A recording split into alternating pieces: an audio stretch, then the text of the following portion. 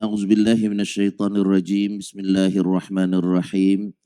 Alhamdulillahi rabbil alamin wassalatu wassalamu ala asyrafil anbiya'i wal mursalin sayyidina wa maulana Muhammadinil amin al-mab'usi rahmatan lil alamin wa ala alihi wa sahbihi ajma'in. Allahumma iftah alaina futuhal arifin warzuqna fahman nabiyyin wa hifzal mursalin wa imanal muttaqin ya arhamar rahimin.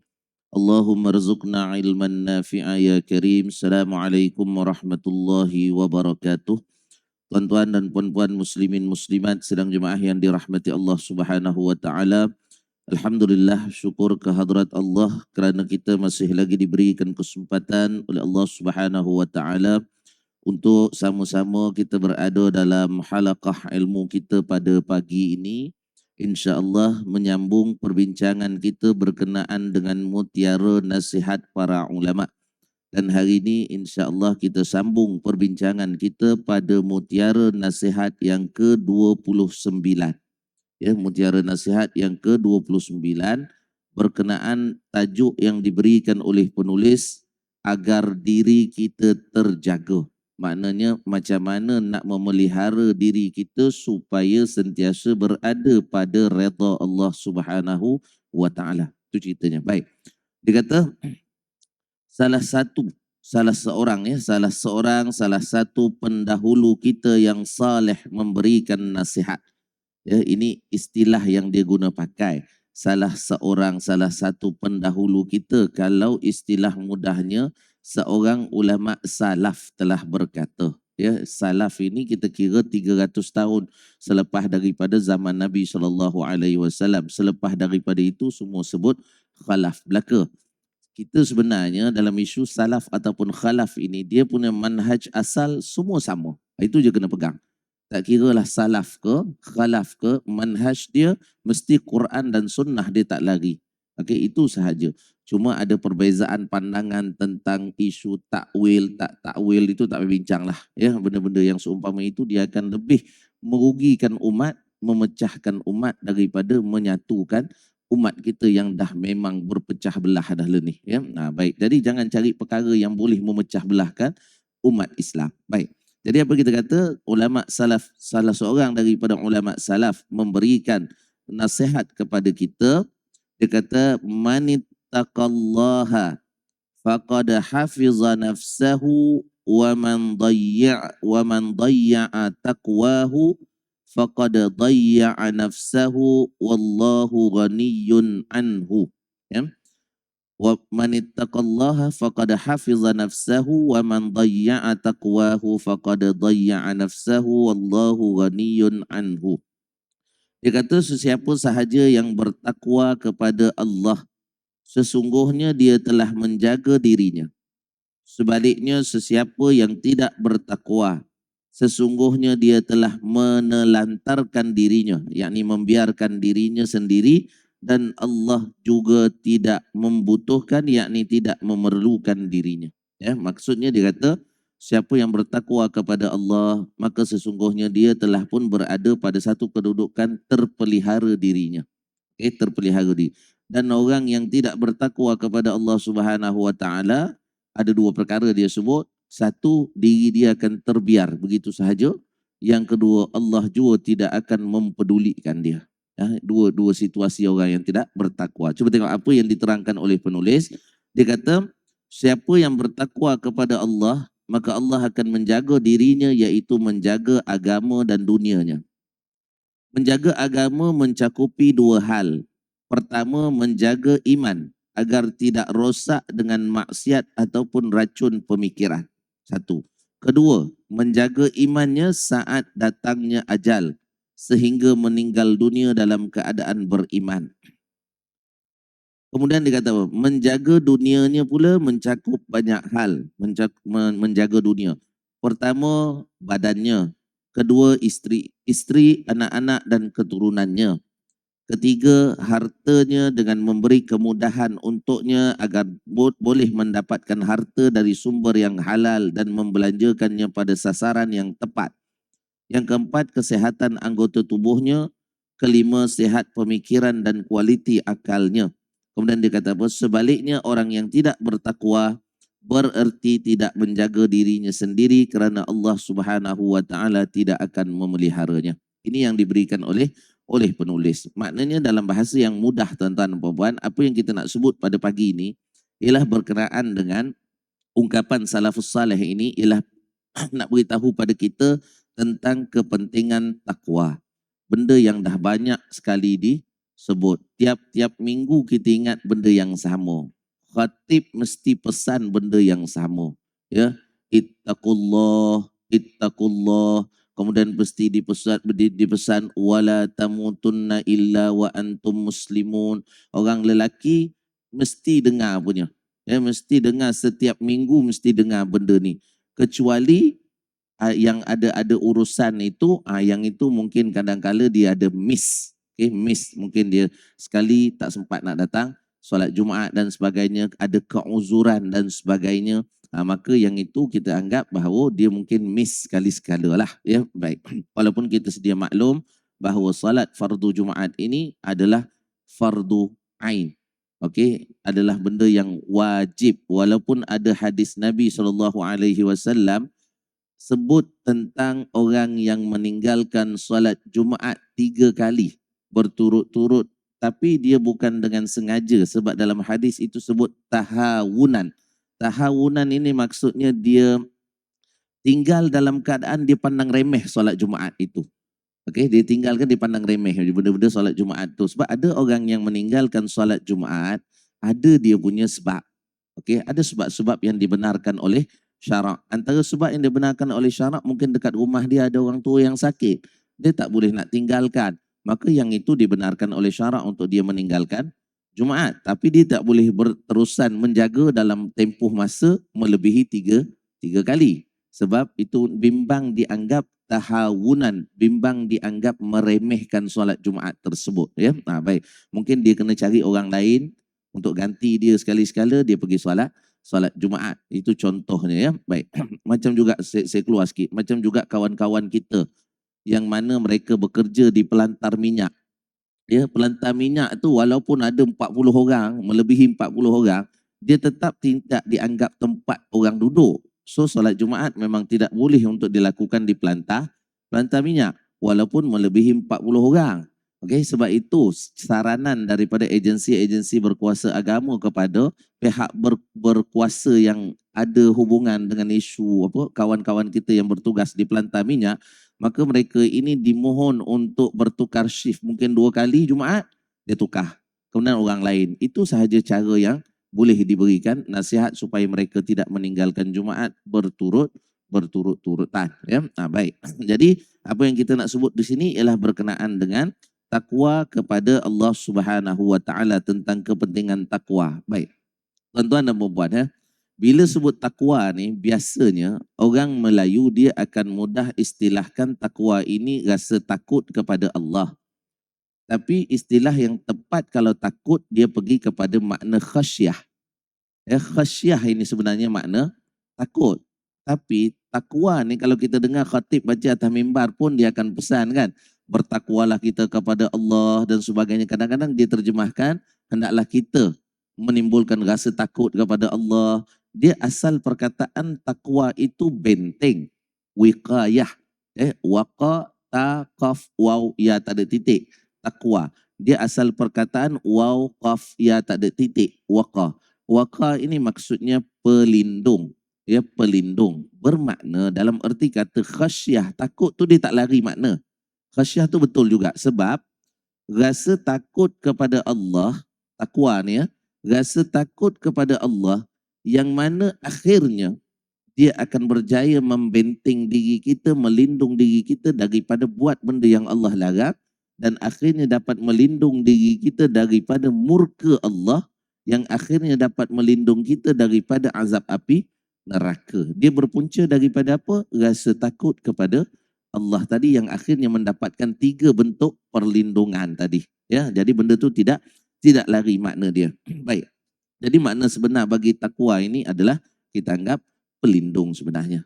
Benteng kita. Ya, baik, benteng. Jadi takwa ni benda yang benda yang sangat-sangat penting sebab kalau kita lihat dalam keterangan penulis ini sangat banyak. Cuma sebelum kita satu persatu dekat situ, saya terang dulu secara ringkas berkenaan dengan isu takwa. Semua orang nak takwa, tuan-tuan. Semua orang nak masuk syurga. Tak ada orang yang nak masuk neraka. Okey, tak ada orang. Semua nak masuk syurga Allah Subhanahu Wa Taala. Sebab itu Nabi pesan kepada kita kalau minta syurga yang paling tinggi iaitu syurga Firdaus. Nabi suruh pesan minta yang paling hebat sekali. Baik. Jadi dalam bab takwa ni, apa yang penting kita sebut tadi, semua orang nak syurga. Jadi nak syurga Allah Subhanahu Wa Taala, dia akan jadi confused dekat sini, tuan-tuan. Semua orang nakkan syurga Allah. Saya pernah sebut benda ni. Semua orang nakkan syurga Allah Subhanahu Wa Taala. Tak ada siapa yang tak nak masuk syurga. Baik. Itu secara asas. Cuma bila kita sebut macam mana kita nak dapat syurga Allah, mesti dia berkait dengan isu amal. Okey, mesti kita kata jangan tinggalkan semayang, Ramadan jangan tinggalkan, tutup aurat, rajin baca Quran, dicampur sekali lah di situ yang wajib dan juga yang sunat. Okey, biasa begitu. Nanti akan ada orang lain yang datang pula, dia akan kata apa? Amal tak jamin masuk syurga. Kerana Nabi sebut, aku pun tak masuk syurga kerana amal, tapi aku masuk syurga kerana rahmat Allah. Ini semua benda-benda yang mengelirukan. Okey? Dia benda ni, dia berpusing-pusing sekitar tu je. Okey? Kita kata bahasa mudah untuk orang awam. Nak dapat syurga Allah, benda Allah suruh buat, kena buat. Benda Allah larang, jangan buat. Okey? Itu asas kita biasa sebut. Benda Allah suruh, beramal ibadah. Okey? Macam mana kita nak kait dengan hadis tadi kata, kita tak masuk syurga kerana amal, tapi kita masuk syurga kerana rahmat Allah. Al-Imam Nawawi dah jawab lama benda ni. Dia kata betul, takkan ada orang masuk syurga kerana ibadat dia, termasuklah baginda Nabi SAW tak masuk syurga kerana ibadah, tapi masuk kerana rahmat dan kasih sayang Allah. Macam mana nak gabung? Imam An-Nawawi kata, hadis ini menceritakan bahawa betul kita akan masuk syurga kerana rahmat Allah. Tapi dia kata jangan lupa rahmat Allah, petanda dia apa? Petanda rahmat Allah tu kamu berada dalam kasih dan sayang Allah. Tanda dia apa? Tandanya engkau dipermudahkan beramal ibadah. Sebab dia tak lari pun benda tu. Sama aja.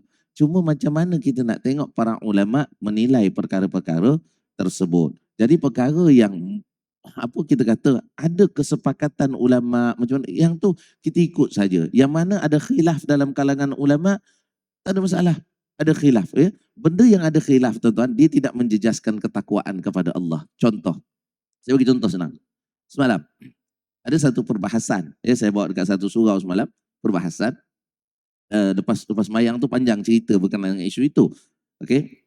Saya nak sebut, benda yang sepakat ulama, yang itu kita kena tinggalkan. Yang ulama sepakat suruh buat, yang tu okey.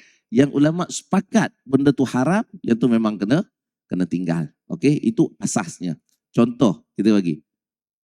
Sepakat ulama riba itu haram. Riba itu haram. Okey. Cuma kenapa ulama sepakat? Kerana ada ayat Quran, ada hadis Nabi tentang haramnya riba. Tapi macam mana berlakunya riba, yang itu banyak perselisihan pendapat dalam kalangan para ulama. Contoh saya bagi.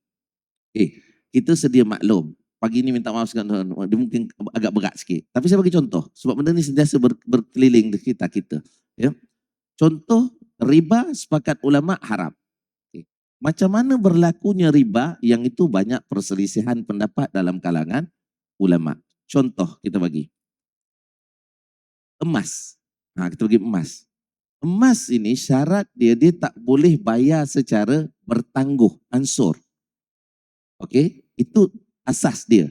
Emas ini mesti syarat dia, bagi duit, emas you terima. Itu syarat utama dia. Kalau berlaku tempoh, bagi duit, lagi 2 jam emas baru sampai, dah jadi riba. Dia emas dia tak boleh bertangguh, dia kena terima on spot. Lihat tuan-tuan. On spot. Baik. Kalau dalam benda macam ni, okay, ulama sepakat benda tu riba. Tapi macam mana berlakunya riba? Ulama ada dua kelompok dekat sini. Satu ulama kata yang dimaksudkan tak boleh tangguh ni kalau emas memang pure emas betul. Maksudnya emas yang jongkong tu, emas yang asal tu. Tapi emas bila dah diubah menjadi barang kemas, maka dia dah terkeluar daripada sifat asal tadi. Nampak tak tuan? Ada ulama kata yang bentuk asal, jongkong tu yang tak boleh tangguh. Okey, yang ni satu. Okey, tapi ada juga ulama kata barang kemas termasuk sekali. Okey, termasuk sekali tak boleh tangguh juga. Mesti bayar cash terus. Okey, baik. Yang kedua ni kata apa? Kalau barang kemas, emas asal, dia dah jadi rantai, gelang, anting-anting sebagainya, maka dia dah terkeluar daripada sifat asal emas tersebut. Nampak tak tuan? Contoh, benda sepakat, tapi macam mana berlakunya benda tu dia akan ada khilaf dalam kalangan ulama. Macam semalam juga isu sebab hari Jumaat lepas kalau khatib di Negeri Sembilan dia akan cerita berkenaan dengan isu hutang. Sebab hutang, ya. Tuan-tuan, kalau tak ada takwa, memang orang berhutang tak mau bayar. Nampak tak? Kalau tak ada takwa ni, ambil hutang lentak pergilah kau kan. Nak berhutang dengan kawan-kawan. Takkan kawan aku nak pukul aku. Nampak? Relax lah sikit. Dia kata, alah bukannya juta pun. Kan? Setakat 300, 500. Takkan dia nak bunuh aku. Dia lupa dari sudut isu. Bukan isu kawan tu nak pukul ke apa ke. Isunya ialah engkau ambil sesuatu hak milik orang, pinjam, kena pulang balik. Itu asas dia. Sebab itu Nabi bagi warning. Nabi kata apa? Siapa-siapa yang meminjam sesuatu dengan niat untuk bayar balik, maka Allah akan permudahkan jalan dia.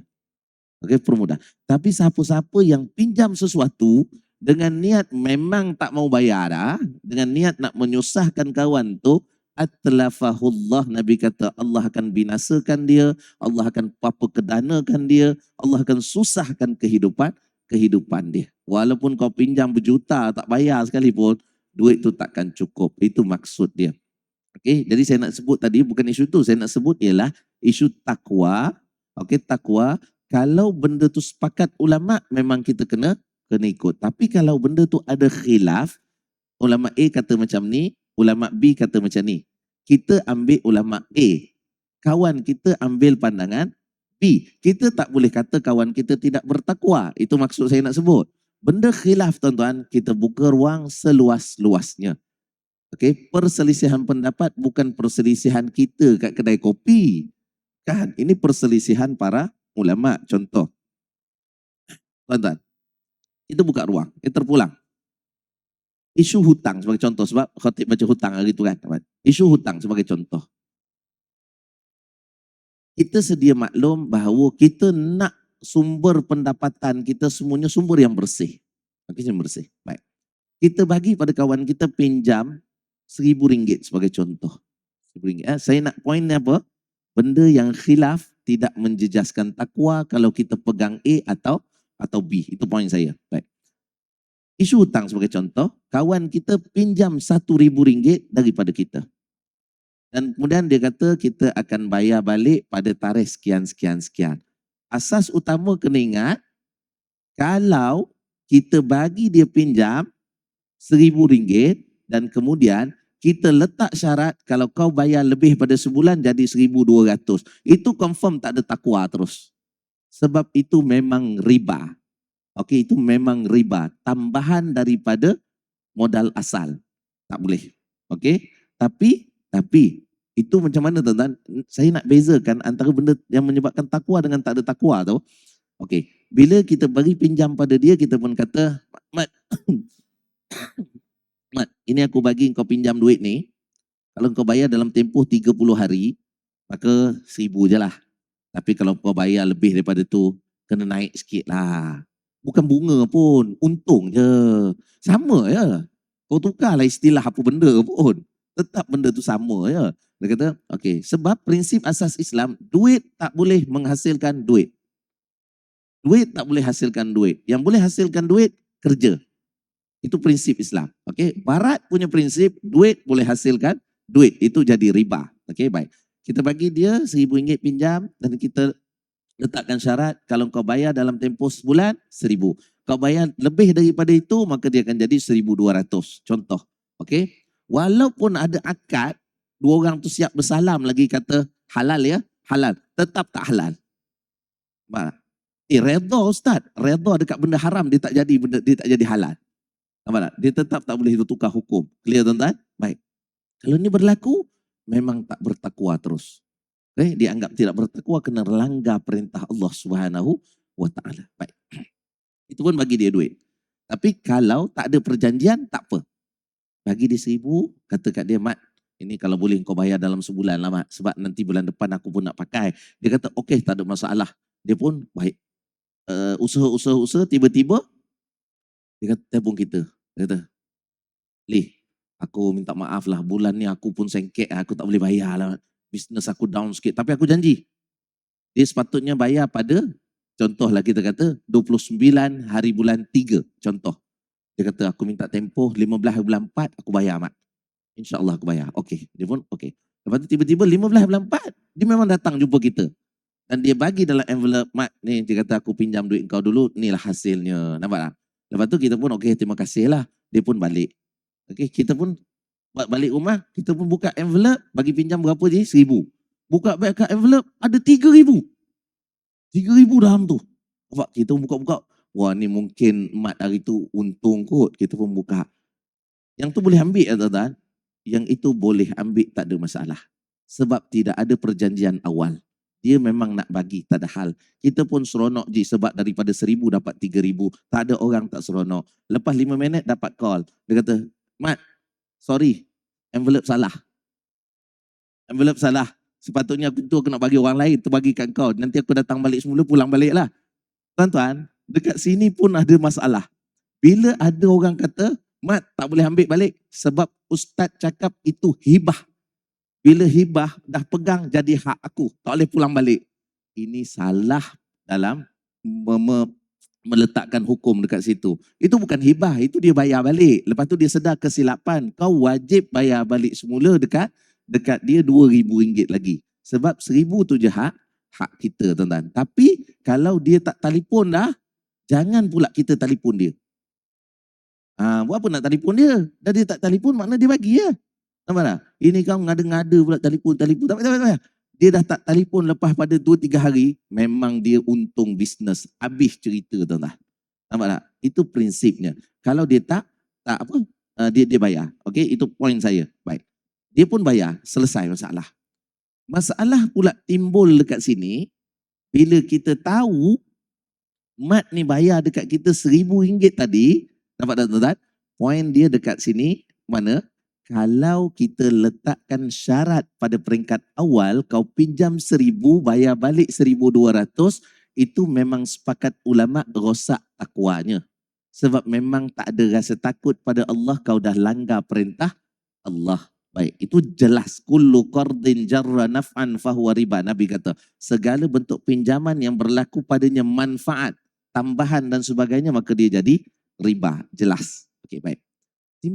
Timbul isu yang kedua, bila lama lepas tu kita dapat cerita yang sama, kita tahu rupanya Mat yang pinjam dengan kita tadi, dia bayar balik kepada kita RM1,000 tu adalah duit daripada teka nombor ekor. Dia main nombor ekor, kena RM10,000. Dia bagi kat kita RM1,000 hasil bayaran. Baik. Kita ni pula orang masjid.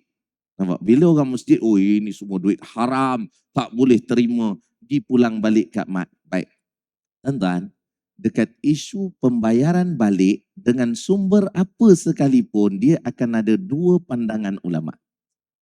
Okey, satu ulama kata tidak dibenarkan. Kalau kita bagi dia pinjam RM1,000, lepas tu dia pulang balik duit kepada kita, hasil daripada sumber yang haram RM1,000 tu, pendapat ulama yang pertama kata tak boleh terima. Sebab sumber tu daripada yang haram.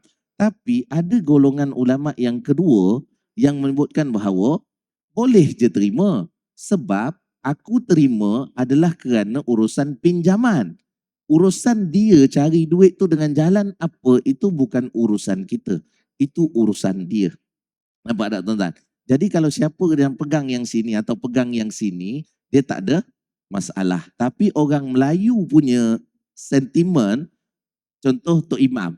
Pak, Tok Imam dia bagi pinjam pada Tok Bilal. Lepas contoh lah, tapi bukan masjid Anstek lah. Tempat lain tu. Okay? Dia pinjam. Okay? Lepas tu Tok Bilal pula, entah macam mana hari tu, saja-sajalah. Ini contoh bukan masjid sini atau masjid-masjid ini dekat luar negara sanalah contoh. Kat Afrika ke contoh gitu. Tok Bilal pula jenis kaki laga ayam. Menang pula laga ayam tu. Lalu dia pun bagi pada Tok Imam. Dan dia pun tahu, Tok Imam tu tahu, cepat dapat duit ni. Biasa lambat bayar. Entah macam mana, dia kata ayam aku semalam menang. Tok Imam pun kata, tak apa, aku ambil pandangan yang kedua. Didengar pula oleh Siak. Siak pula dengar. Lepas tu imam pagi ni jadi imam subuh, tengah semayang, lupa ayat. Apa Tok Siak akan kata? Ambil lah lagi duit haram tu. Kan dah lupa. Sentimen-sentimen begini sebenarnya yang berlega dalam masyarakat Melayu. Ingat tak contoh saya bagi dulu? Masjid dapat terima duit. Satu duit, sejumlah duit, bagi pada orang kita, bagi pada bendahari. Dia kata ni saya tengok, saya nak wakaf lah. Dia contoh dia kata dia dengan duit tu dia kata suruh beli aircon lah. Dia kata sebab kalau aircon lagi sejuk rasanya orang lagi ramai datang. Dia kata ni mungkin kurang sejuk lagi, orang pun kurang lah. Dia kata tambah lagi 10 aircon 2.0 dia punya horsepower dia contoh lah. Kan dia bagi kat sini. Lepas tu kita pun tahu duit tu adalah duit daripada sumber yang haram. Tapi niat dia tadi nak pasang aircon. Kita pun belilah 10 biji aircon, pasang. Elok lepas pasang, hujan lebat. Bila hujan lebat, kilat, pam, 2 aircon yang kita beli dengan duit dia tadi sudah dipanah peti. Mesti cerita ni akan masuk surat khabar hebat punya. Satu masjid menerima duit haram, 2 aircon telah dipanah peti. Cerita ni akan jadi sensasi padahal tak ada kaitan pun. Nampak tak? Kalau tak ambil duit tu pun, dah memang takdir Allah masjid tu nak kena panah peti 2 aircon. Itu saja. Nampak tak tuan-tuan? Jadi poin saya tadi apa? Benda yang sepakat ulama yang tu memang ada isu takwa. Benda yang ada khilaf dalam kalangan ulama yang tu kalau ambil pandangan A ke pandangan B ke, dia tetap tidak menjejaskan ketakwaan kita kepada Allah. Ni bagi duit daripada sumber yang haram, bayar hutang saya. Saya nak ambil, aku tak kira kau tembak babi ke, kau jual apa ke, itu kau punya pasal. Aku nak duit aku sebab engkau hutang dengan aku. Itu sahaja hubungan kita. Tapi ulama yang satu lagi grup dia kata tak boleh kerana kita tahu dia ambil daripada sumber yang haram. Dia memang confirm tak boleh kalau apa? Kalau kita bagi dia duit 1,000. Lepas tu dia kata bos, saya duit 1,000 ni tak ada. Tapi saya ganti dengan benda lain lah. Apa bendanya? Ni saya ganti satu babi, you belalah ini babi. Ini sebagai ganti hutang lah gitu. Memang tak boleh. Sebab apa? Babi tu ain dia dah haram. Nampak tak? Nampak tak? Dia beza dekat situ tuan-tuan. Maknanya benda yang sepakat ulama yang ini isu takwa berlaku. Tapi benda yang khilaf dalam kalangan ulama yang ini kita kena berlapang dada. Okey, berlapang dada. Kan kadang-kadang benda-benda yang kecil pun boleh menyebabkan kita jadi perpecahan. Tengok tuan-tuan, berapa banyak masa kita rugi tuan-tuan.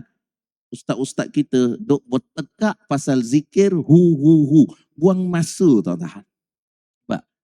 Problem yang paling besar ialah yang bertekak zikir tu pula tak datang masjid juga pun. Sebab itu paling masalah. Saya tuan-tuan, kita berlapang dada. Dia prinsip macam ni tuan-tuan. Satu, ada zikir yang warid datang daripada Nabi SAW. Itu satu kita akui dan ini adalah yang terbaik. Baik. Yang kedua, ada bentuk-bentuk zikir yang bukan datang daripada Nabi tapi datang daripada kita kata inisiatif ataupun rekaan para ulama. Yang ini pun syarat dia kalau zikir tersebut tak ada unsur syirik ke, tak ada unsur apa ke, it still boleh diamalkan. Macam juga zikir baik. Cari dalam hadis memang golongan yang mengatakan ada zikir dia ada dalil dia. Walaupun kumpulan A kata dalil tu tak jelas. Tak apa. Okey, perbezaan pendapat di sini. Baik, zikir hu ni kalau baca kitab Imam Ghazali, saya sebut dulu. Dia akan ada 3 makam. Okey, yang ini tuan-tuan nanti tanya ustaz yang ngajar tasawuf tuan-tuan. Saya cuma sebut dia asal. Satu makam yang pertama la ilaha illallah. Sampai kepada satu makam dia akan zikir Allah Allah Allah. Sampai satu makam yang ketiga yang ini Imam Ghazali kata dia akan zikir hu itu. Okey? Hu tu tuju pada Allah. Baik. Kita bukan isu nak berdebat isu ini. Isunya ialah dia jadi isu bila zikir-zikir yang seumpama ini, saya tak kata dia salah, tapi dia akan salah bila salah lokasi. Itu saja isunya. Dia salah lokasi. Kalau zikir hu ini dia amal dekat pondok, dekat pesantren, tempat anak murid dia saja, takkan jadi isu tuan-tuan. Sebab anak murid ni dia ikut je apa Tok Guru dia suruh. Tapi bila saya datang dekat masjid Anstek yang orang biasa zikir macam Tok Imam, subhanallah, alhamdulillah, tiba-tiba saya jadi imam, habis zikir-zikir subhanallah, Allahu Akbar, tiba-tiba, okey, hu, hu, dia akan jadi panik mesti ada punya. Apa tak? Dia, apa hal pula Tok Imam hari ni? Bukan salah zikir tu, salah lokasi diamalkan. Itu saja. Nampak tak? Itu saja. Kita tak boleh kata. Jadi isu ni tuan-tuan, buka Facebook, buka TikTok, ustaz ni kutuk ustaz ni kutuk ustaz ni. Habis. Nampak tak? Jadi macam mana dah? Lepas tu imam ni pula jenis yang zikir hu. Yang makmumnya pula 50% tak nak zikir hu. Daripada 100 orang dah tinggal 50 orang je dah datang masjid. Nampak tak tuan-tuan? 50 orang tu pula bukan yang muda-muda tuan-tuan. Yang itu pula umur dah kubur panggil dah. Nampak tak? 50 orang belum tentu dapat datang. 20 orang tak datang, darah tinggi gaut. Tinggal 30. 30 tu pula umur dah 80 ke atas.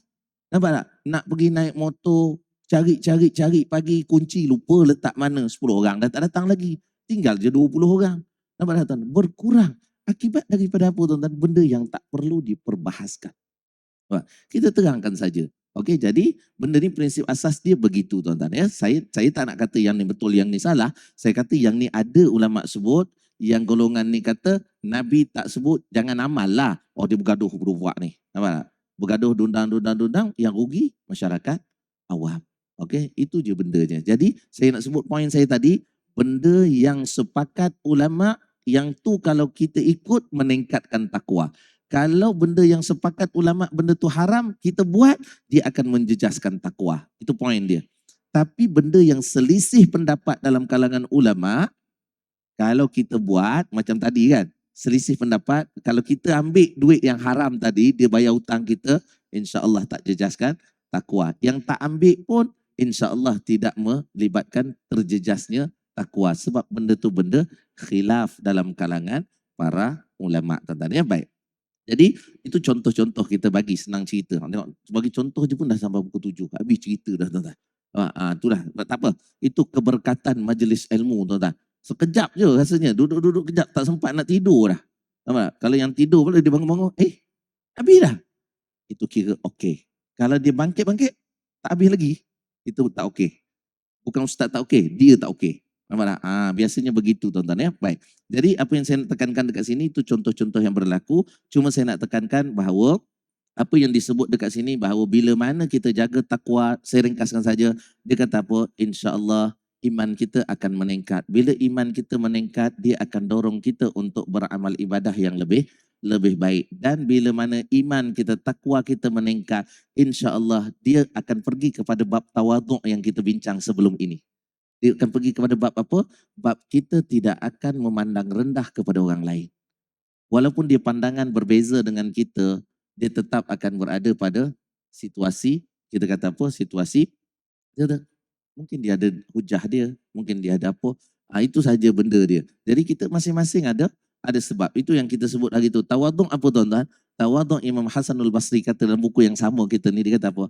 Engkau keluar daripada rumah engkau dan engkau sentiasa memandang tinggi kepada orang yang kau jumpa. Itu tawaduk. Okey, ini kan jumpa-jumpa orang. Ini. Kalau masuk syurga pun duduk bawah sikit pada aku lah. Itu masalah tuan-tuan, walaupun nampak macam main-main simple nampak, tapi itu dah memandang remeh kepada orang lain. Ya, nah, jadi apa yang kita nak sebut dekat sini, jelas dekat sini maknanya dengan contoh-contoh yang kita beri tersebut, bahawa kita ni perkara yang boleh meningkatkan takwa, buat.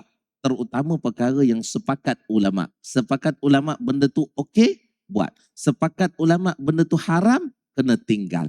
Benda yang ada khilaf dalam kalangan ulama, A kata ni, B kata macam ni dan sebagainya, yang ini kita tak boleh kata orang yang ambil pandangan lain daripada kita tidak bertakwa. Tak boleh. Ya, kadang-kadang orang kita dipandang macam ada satu kes, saya tak nak sebut dekat mana, bila tanya dengan jemaah kampung, dia di kawasan kampung tu lah. Ya. Sebab saya pernah pergi satu hari tu, jemaah tu ramai. Jemaah tu ramai. Lepas tu, bila pergi kali kedua, jemaah kurang. Jemaah kurang. Saya pun kata, oh mungkin kot aku cerita-cerita yang sebelum ni, dia orang tak faham kot, tinggi sangat agaknya, tu yang dia orang malas datang. Okey, tak apa. Masa makan, borak-borak, adalah satu orang dia datang. Ustaz perasan tak? Dia kata. Ni saya tak nak sebut kat mana-mana. Kampung, tapi kampung. Ustaz perasan tak? Bulan lepas Ustaz datang sini, ramai orang. Bulan ni Ustaz datang, kurang sikit. Saya kata, kenapa ya? Kalau boleh saya tahulah. Dia kata apa? Poin pertama Ustaz jangan risau. Sebab bukan salah Ustaz. Kita lega lah. Habis itu, salah apa? Dia isu Tok Imam. Dia kata, isu Tok Imam? Kenapa isu Tok Imam?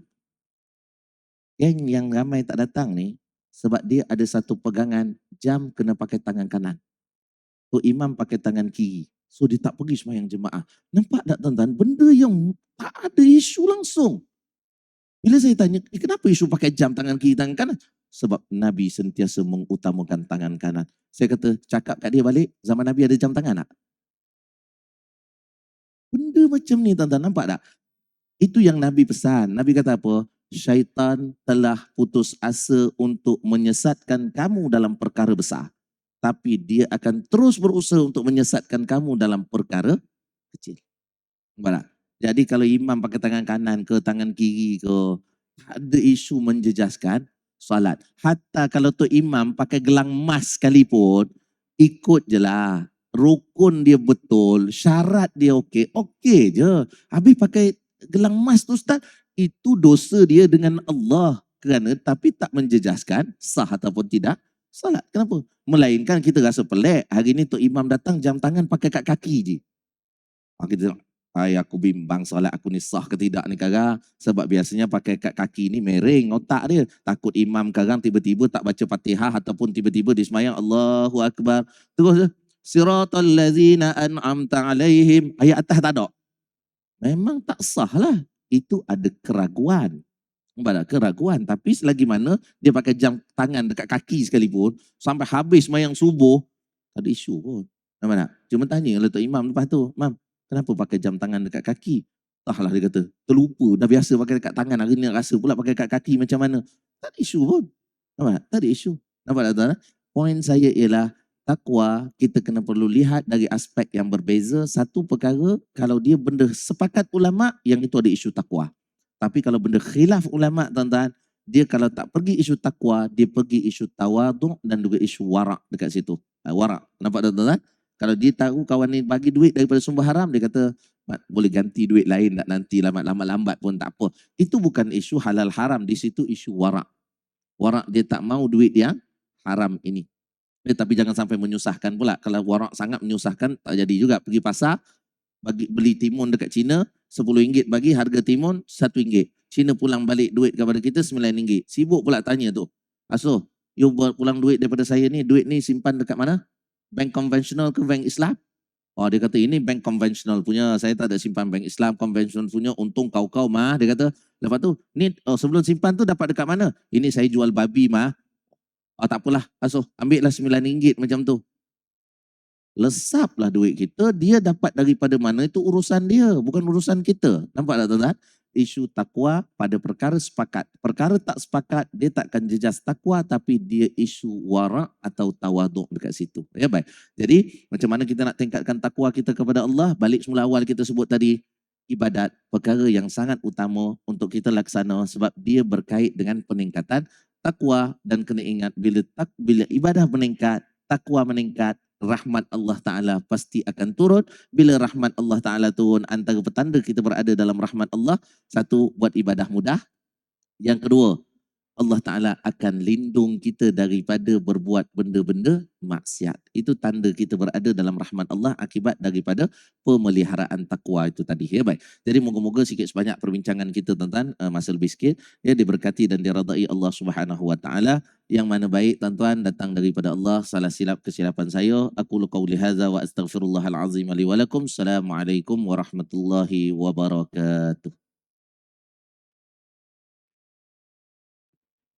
Assalamualaikum warahmatullahi wabarakatuh. Alhamdulillah pagi ni masih ada buat apa tu minum pagi. InsyaAllah pada jemaah yang kelapangan, selamat berjemaah. Terima kasih.